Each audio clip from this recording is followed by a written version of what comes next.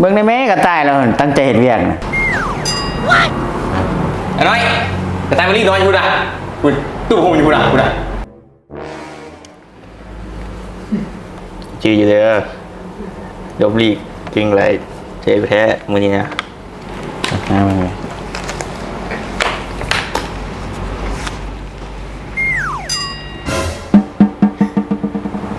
โอ้ยจีบ ไอ้น้อยเล่นเกม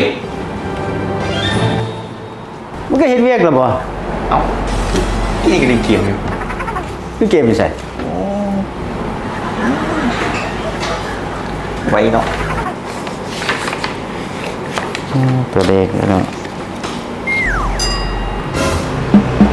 ไอ้น้อยนอน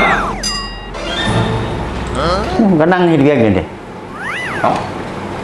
ตู้ไปครับอีกหน่อย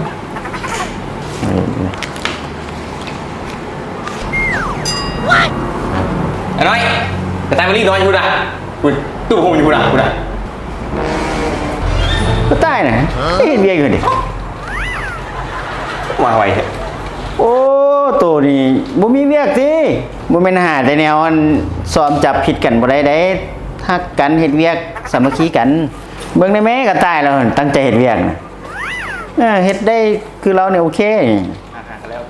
ต่อไปเบิ่งคืนได้ต้องละเอียดเด้อ มุสกิ